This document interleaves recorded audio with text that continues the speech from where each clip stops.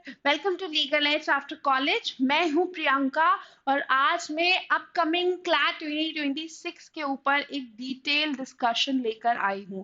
तो आप सभी लोग जो जुडिशरी की तैयारी कर रहे हो, जो फाइनल ईयर में हो या फिर अभी भी ग्रेजुएशन खत्म हुआ है, आप समझ नहीं आ रहा है कि क्या करें, तो ये वीडियो आपके लिए है जहां आप क्लैट को एक ऑप्शन कंसिडर कर सकते हैं। Now what exactly CLAT is? So this is a common law admission test जो कि आपको 2026 में होने वाले एलएलएम में एडमिशन दिलाएगा। So do not get confuse between CLAT UG and CLAT PG. एक एग्जाम का नाम कॉमन है जो जिसका डिस्कशन मैं आपसे कर रही हूँ, दैट इज क्लैट पीजी, जो कि 2026 के सेशन के लिए होगा। ठीक है, तो अब क्लैट 2026 की बात की जाए तो जो एग्जाम कंडक्ट होगा वो होगा दिसंबर 2025 में, जिसके थ्रू आप एडमिशन ले सकते हैं 2026 के सेशन के लिए, राइट? अब क्लैट बेसिकली दिया किस पर्पस से जाता है? अगर आपका ग्रेजुएशन खत्म हो गया है, आप अपने फाइनल ईयर में हैं, आपको फर्दर एडवांस डिग्री परस्यू करनी है, या फिर अगर आप किसी भी पीएसयू को टारगेट कर रहे हैं, या फिर आप जैग आर्मी ज्वाइन करने का सोच रहे हैं, तो आप इन तीनों ही पर्पसेस के लिए, for advance degree, for zag और फॉर पीएसयू, आप क्लैट को टारगेट करते हैं। सो क्लैट आपके लिए इन तीनों रीजंस की वजह से इंपॉर्टेंट हो जाता है। एग्जाम कब कंडक्ट होगा? एग्जाम कंडक्ट होगा आपके दिसंबर 2025 में। अभी एग्जाम कंडक्ट कौन करवाता है?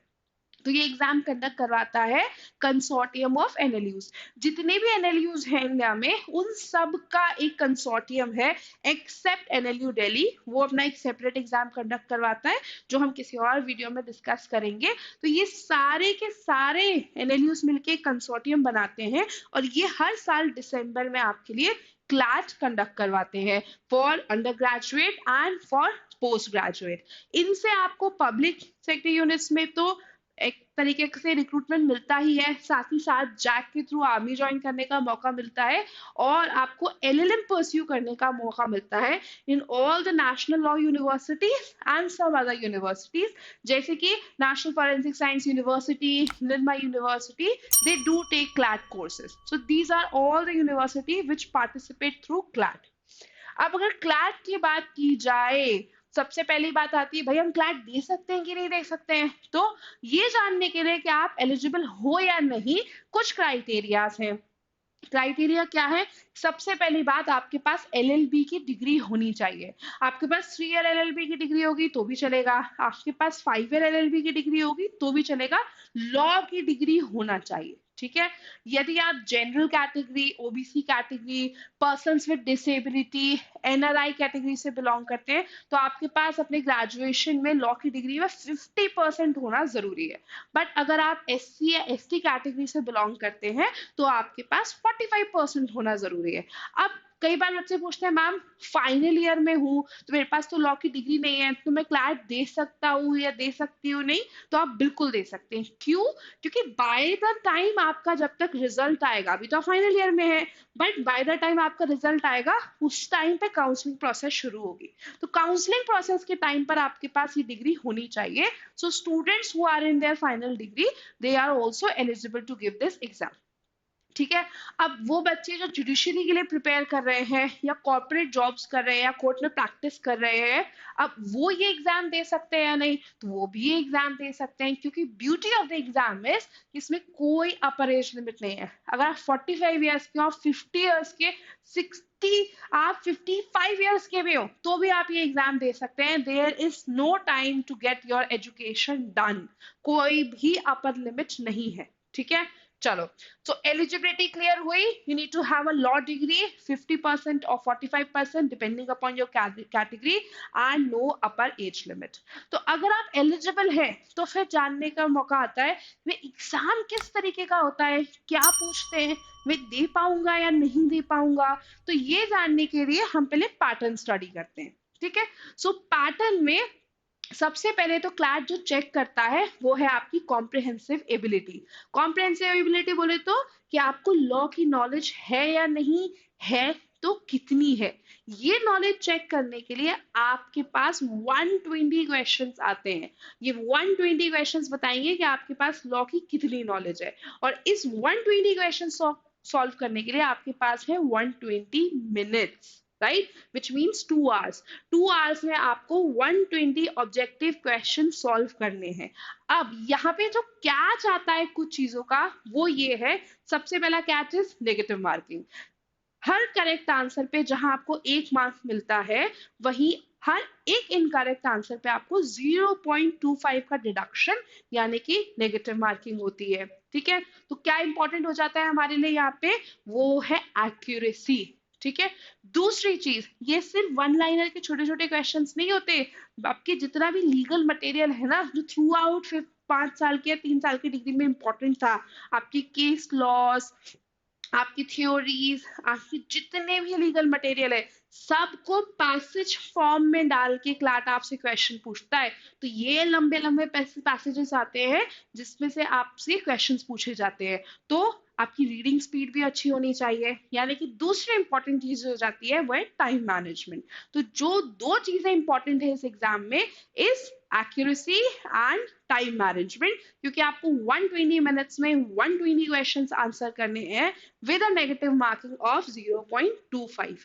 अब सवाल उठता है कि फिर मैम ये सारे क्वेश्चंस आते किस सब्जेक्ट्स में से है, तो क्लैट थोड़ी बहुत दया कर देता है और आपको एक लिस्ट ऑफ सब्जेक्ट्स भी बता देता है कि ये वो सारे सब्जेक्ट्स हैं जिसमें से हम क्वेश्चन पेपर बनाएंगे। अब छोटा सा कैच ये है कि प्रीवियस क्वेश्चन पेपर एनालाइज करने के बाद लीगल एज आफ्टर कॉलेज ने ये डिटरमाइन किया है कि ये सारे सब्जेक्ट्स एक एग्जॉस्टिव लिस्ट नहीं है। कुछ छोटे छोटे से सब्जेक्ट्स हो जाते हैं, जैसे कि सेबी आ जाता है कई बार, कुछ जगहों पे आईबीसी आ जाता है, जो उनकी लिस्ट में से तो नहीं है बट एक आध क्वेश्चन उसमें से पूछ लेते हैं।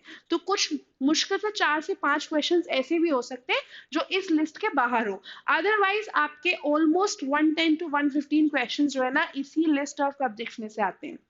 सब्जेक्ट्स की बात करें तो देखो, constitutional law, administrative law, jurisprudence, law of contract, law of torts, family law, criminal law, property law, company law, public international law, tax law, environment law and lastly labour and industrial law आपका majority of the syllabus form करता है। अब ये इतने सारे subjects है ना कि इनका टाइम, इनको खत्म करने का टाइम आपके पास 1 साल का भी नहीं है, बिकॉज जनवरी गया, फेब्रवरी भी ऑलमोस्ट जाने वाला है, तब आपके पास जो टाइम है वो है 10 मंथ्स, नॉट इवन 10 मंथ्स, क्योंकि दिसंबर फर्स्ट वीक में एग्जाम हो जाता है यार, जो दिसंबर भी नहीं है। You have 9 months to prepare all these subjects. तो किसी भी सब्जेक्ट को प्रिपेयर करने से पहले जो सबसे इंपॉर्टेंट चीज होती है वो होती है ये जान लेना कि क्वेश्चन पेपर में एग्जामिनर पूछना क्या चाहता है, उसकी एक्सपेक्टेशन आपसे क्या है, और वो आपको प्रीवियस ईयर पेपर से पता चल सकती है। तो हम एक प्रीवियस ईयर क्वेश्चन पेपर के लिए छोटा सा एक मैं आपके लिए जो है लेकर आई हूँ सैंपल। तो एक इतना लंबा पैराग्राफ आता है, ये पैराग्राफ जो है वो पब्लिक इंटरनेशनल लॉ से उठाया गया है, जहाँ पर ज्यादातर एक जजमेंट से पूरा पैराग्राफ ले लिया है, जहाँ पे आपसे रिपरेशन से रिलेटेड काफी सारी इंटरनेशनल लॉ की थ्योरी से रिलेटेड क्वेश्चंस पूछे जाएंगे। तो एक इतना लंबा पैराग्राफ आपसे क्वेश्चन पेपर में पूछा जाता है, और क्वेश्चन कुछ इस तरह के आते हैं। देखिए, ये पब्लिक इंटरनेशनल लॉ का क्वेश्चन है, जहाँ पे आपसे पूछा गया है कि पब्लिक इंटरनेशनल लॉ में क्रिमिनल लॉ क्या इंश्योर करता है कि individuals regardless of their position और rank can be held accountable for committing serious international crimes. तो इसमें कौन सी अकाउंटेबिलिटी लगती है, whether it's a sovereign immunity, whether it's a command responsibility, whether it's a diplomatic immunity और whether it's a universal jurisdiction. तो ये जो क्वेश्चन है वो एक पैराग्राफ पे बेस्ड है, और वो पैराग्राफ प्रोसिक्यूटर वर्सेस डोमिनिक ऑनवेन के डिसीजन से निकाला गया है। तो this is a kind of a question which they will ask you. The another question based on the same paragraph would look like this. ये पूछा जा रहा है कि जो क्राइम अगेंस्ट ह्यूमैनिटी है उसमें कौन कौन सी और एक्ट्स जो है एग्जेम्प्लीफाई की गई है in the case of prosecutor versus Dominic ऑनवेन केस। अब कई बार तो आप पैराग्राफ पढ़ के आंसर दे सकते हो, पर कई बार आप पैराग्राफ पढ़ के आंसर नहीं दे सकते, क्योंकि वो पैराग्राफ से रिलेटेड ना होकर आपकी कंसेप्चुअल नॉलेज से ज्यादा रिलेटेड है। तो फिर अब सवाल ये उठता है कि सिलेबस समझ लिया, पैटर्न समझ लिया, किस तरह के क्वेश्चंस पूछे जाते हैं वो समझ लिया, प्रिपेयर कैसे करना है, राइट? तो प्रिपेयर करने का भी बहुत ही सिंपल तरीका है। आपको प्रिपेयर करते वक्त इन 5 चीजों का ध्यान रखना है कि आप अपनी कंसेप्चुअल क्लैरिटी गेन कर लें, ठीक है?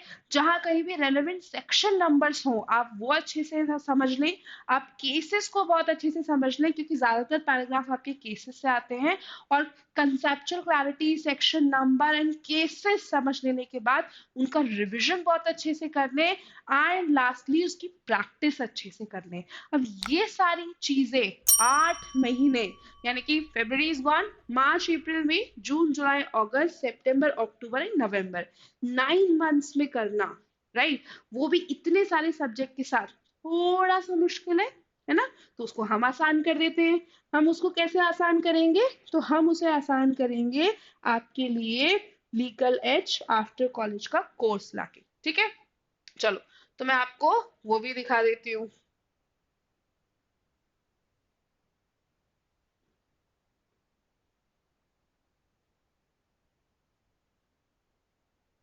देखिए, ये रहा लीगल एज आफ्टर कॉलेज। आप जब पोर्टल पे जाएंगे तो इसके ऑनलाइन कोर्सेज पे जाइए। ऑनलाइन कोर्सेज में आपको क्लैट का कोर्स दिखेगा। क्लैट के कोर्सेज पे आप क्लिक करेंगे, सो हम हर महीने क्लैट के लिए नया बैच लेकर आ रहे हैं। आप अपनी सुटेबल रिक्वायरमेंट के अकॉर्डिंग जो है क्लैट का कोर्स चूज कर सकते हैं, ठीक है? इस कोर्स में आपको काफी सारी चीजें प्रोवाइड की जाएंगी। इस कोर्स में आपको क्या क्या मिलेगा? इस कोर्स में आपको मिलेंगी आपके लिए लाइव क्लासेस जहां आप फैकल्टी से डायरेक्ट इंटरैक्ट कर सकते हैं। जो भी आपके क्वेश्चंस हैं, जो भी आपके सवाल हैं, आप वहां पूछ सकते हैं। अगर आपके पास टाइम नहीं है, आप वर्किंग प्रोफेशनल हैं या फिर आप जुडिशरी के लिए भी प्रिपेयर कर रहे हैं, तो आप रिकॉर्डेड लेक्चर्स देख सकते हैं। और क्लासेस के अलावा you will get a extensive faculty curated study material to study, practice sheets, your MCQs, previous year question paper analysis, and constant support by your faculty members throughout your exam. And not just for CLAT, for any other competitive exam which gets you into a LLM program, we are here to support you. Right? So CLAT देने का मन है, second thoughts है, remotely भी कोई भी interest है और नहीं समझ में आ रहा है कि प्रिपरेशन कहाँ से शुरू करनी है, so quickly call on to this number, right? बात करो, अपने सारे डाउट सॉल्व करो, and then decide whether you want to prepare for CLAT और नॉट, ठीक है? और क्लैट से रिलेटेड और एडवाइसेस चाहिए, क्लैट से रिलेटेड और जानकारी चाहिए, सबसे पहली चीज चैनल को करो सब्सक्राइब ताकि रिलेटेड वीडियोस आपके पास आते रहे, ठीक है? See you guys next time. Bye bye.